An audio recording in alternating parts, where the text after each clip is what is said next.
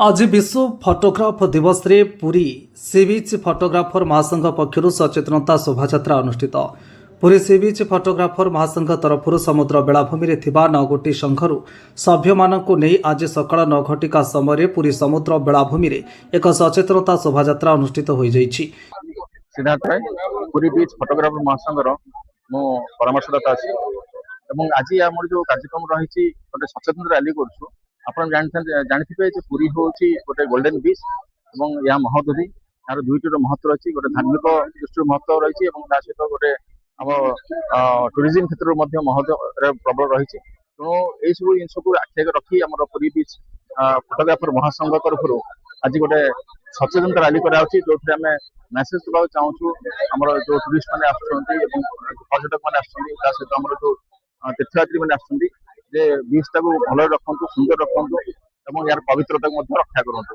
जो रैली होती प्राय 650 आम फोटोग्राफ महासंघर जो मेम्बर्स अच्छा स्कूल कॉलेज छात्र छात्री अच्छा दिगवाणी खुंटी यहाँ आरंभ कर शेष कर।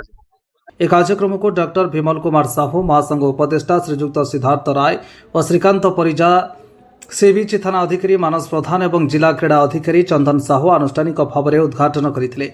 जी मोहन राव पुरी सी बीच फोटोग्राफर महासंघर कार्यनिरीक्षक आज विश्व फोटोग्राफी दिवस उपलक्षे पुरी सी बीच फोटोग्राफर महासंघर प्रथम पुरी सी बीच स्वर्णाव बेलाभूमि रे पर्यटक मानू अवेयरनेस प्रोग्राम करा सचेतन एवं समस्त व्यवसाय कर बंधु मानू बेलाभूमि को किपरि भाव में सरस सुंदर सफा रखापी आम समस्त को सचेतन कराइबो बोली आमर पदयात्रा दिगवाणी ठारू आंचकोकपम पर्यंत ए पदयात्रा बाहर। महासंघ सभापति रंजन कुमार दास, उपसभापति श्रीधर पंडा, संपादक सिंगिल शिवा, सह संपादक डी लोकनाथ बेहेरा, जुग्म संपादक मार्कंड मिश्र, कोषाध्यक्ष प्रभात सेठी और कार्यनिरीक्षक जी मोहन सहित महासंघ जड़ित संघ मानकर मुख्य प्रतिनिधि माने परिचालना करथिले।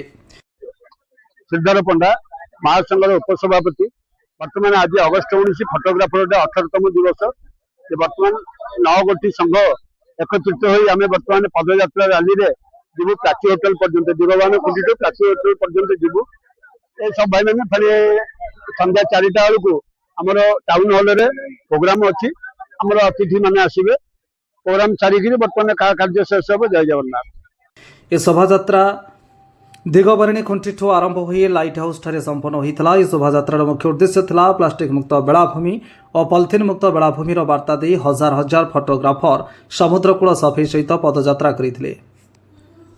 Puri Ramesh Sahu report the public media.